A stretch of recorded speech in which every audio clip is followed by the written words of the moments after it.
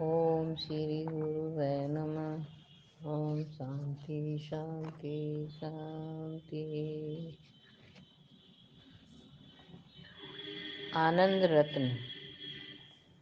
अनुशासन में सफलता। वर्तमान स्थिति में मनुष्य का जीवन वासनानुसार हो गया है, वासनानुसारी हो गया है। जिसके मन में जैसी वासना है उसके अनुसार वह काम करना चाहता है। आज मनुष्य का जीवन अनुशासनानुसारी नहीं है। जब तक जीवन में अनुशासन नहीं होता तब तक किसी दिशा में प्रगति नहीं हो सकती। जब मनुष्य अपनी वासना के अनुसार चलने लगता है तब वह न धर्म को मानता है, न कानून को मानता है और न किसी के सुख और शांति का विचार करता है। वह स्वार्थ और भोग में इतना लिप्त हो जाता है कि दूसरे की तरफ कोई ध्यान ही नहीं देता है। उसके सामने न व्यक्तिगत जीवन रहता है, न जाति रहती है, न मजहब रहता है, मानवता रहती है और न प्रांत राष्ट्र या विश्व रहता है। इसलिए हमारे चित्त की शुद्धि आवश्यक है, आत्मशुद्धि अनिवार्य है। हमारा जीवन मर्यादित होना चाहिए। यदि स्वयं मनुष्य के मन में शुद्ध चित्त रहने की प्रेरणा न आवे तो कोई भी पुलिस, फौज, कानून या सरकार उसको शुद्ध नहीं रख सकती है। यह प्रेरणा हमारे धर्म ग्रंथ देते हैं।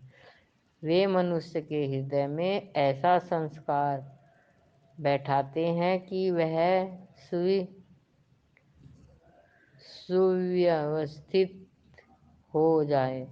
यदि हमारे मन में धर्म का संस्कार रहे तो धर्म विरुद्ध काम की ओर से स्वयं विमुख आ जाए। इसलिए जीवन में धर्म आना चाहिए।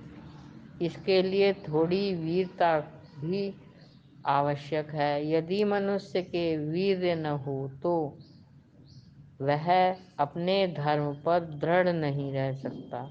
जो कष्ट सहन करके अपने नियम का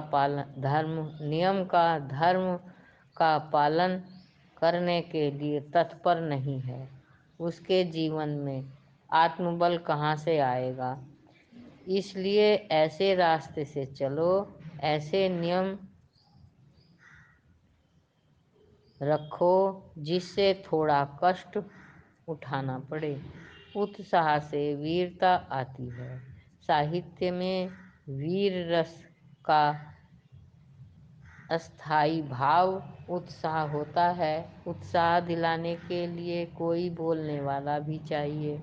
गीता में कृष्ण अर्जुन का उद्बोधित करते हुए कहते हैं कि निपुंसक मत बनो, वीर बनो। हमें अपने धर्म ग्रंथ श्री भगवत गीता से प्रेरणा लेनी चाहिए, उत्साह प्राप्त करना चाहिए। जिसके मन में उत्साह होता है, वीरता होती है, धर्म मर्यादा होती है, अनुशासन होता है, वही जीवन में सफलता प्राप्त करता है। ओम शांति शांति शांति। प्रणाम भगवान।